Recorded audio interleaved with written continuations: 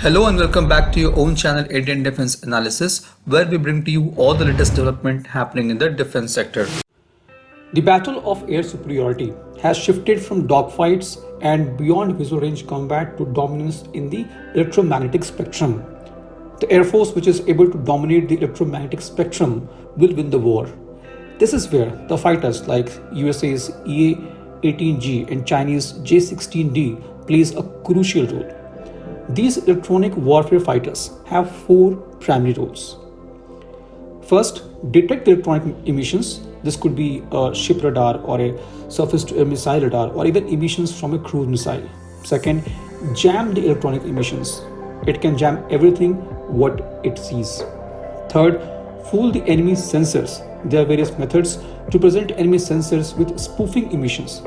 For example, two EA-18G can make themselves appear like an entire strike package of aircraft. Fourth, attack radars.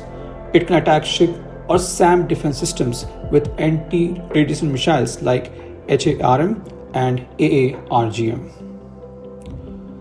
So the Indian Air Force has also been rapidly modernizing its electronic warfare capabilities, and same was witnessed during the recent aerial exercise of Air Force. From 16th to 23rd June 2023, Indian Air Force has conducted Exercise RanVijay. In this exercise, Indian Air Force has conducted full spectrum operations using its all combat assets in day and night. The exercise was aimed at integrated operations and optimally exploiting the electronic warfare capabilities of Indian Air Force. In the images shared by Indian Air Force Central Air Command, we can see Su-30 MKIs with its electronic warfare payloads, regarding which we are going to discuss in detail in this video.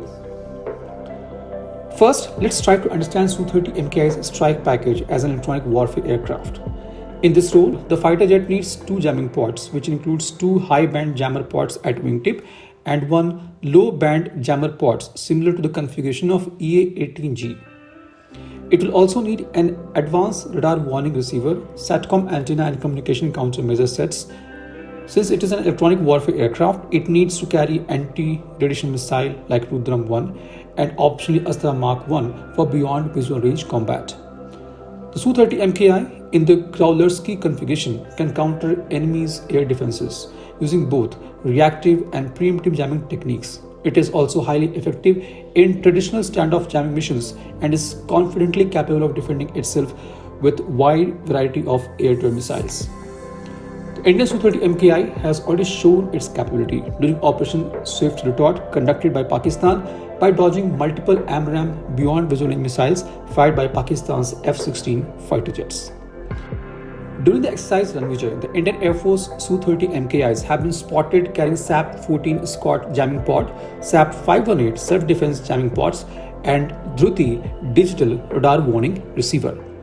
The SAP-14 and SAP-518 are Russian jamming pods, whereas Dhruti has been developed indigenously by DRDO. The SAP-518 is an extremely powerful jammer, and its primary mission is to jam advanced air defenses during ground attack missions and imitating electronic signatures of various aircraft while generating false targets within enemy sensors.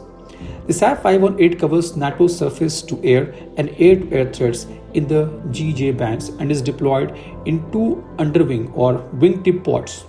It is deployed as a pair of wingtip pods.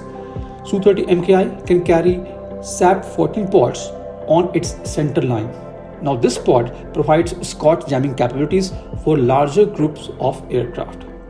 The SAP-518 and SAP-14 pods installed on Su-30 MKI is considered similar to US ALQ-99 jamming system installed on ES-6B Prowler and EA-18G Growler electronic attack aircrafts. Indian Air Force calculates that Su-30 MKI's thrust vectoring engines and its pilots' superior training and resultant air combat proficiency in combination with formidable SAP-14 and SAP-518 self-protection and Scott jamming system would allow the aircraft to deny its opponents a hard kill, while closing range with them sufficiently will enable the effective use of its own air-to-air missiles. Because SAF-14 and SAF-518 jammers constrain the aircraft's aerodynamic performance in many ways, Indian Air Force has often used ELL-8222 self-protection jammer with Su-30 MKI while continuing to look for smaller but more advanced systems. DARE has also developed high-band jammer HBJ pod for Su-30 MKI aircraft to be carried at wingtips. HBJ can replace SAF-518 jamming pods in Su-30 MKIs. HBJ is expected to have better integration with radar warning receiver on board than existing SAP-518 pods. DARE has also started working on Advanced Self-Protection Jammer ASPJ, which will feature gallium nitride-based AESA jammer transmitter along with digital radio frequency memory or DRFM. The DRFM jammers are known for severely degrading the adversary's radars and missile seekers.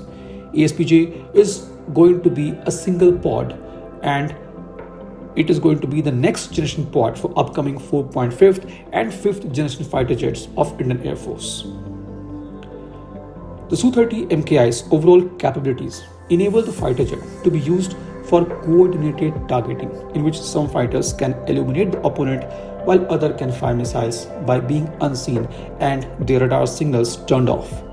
The heavy and diverse payload of Su-30 MKI, coupled with its excellent self-defense capabilities and extended operating radius, makes it a superb strike fighter capable of carrying out a range of offensive and defensive missions either in a small formation or in a large force packages.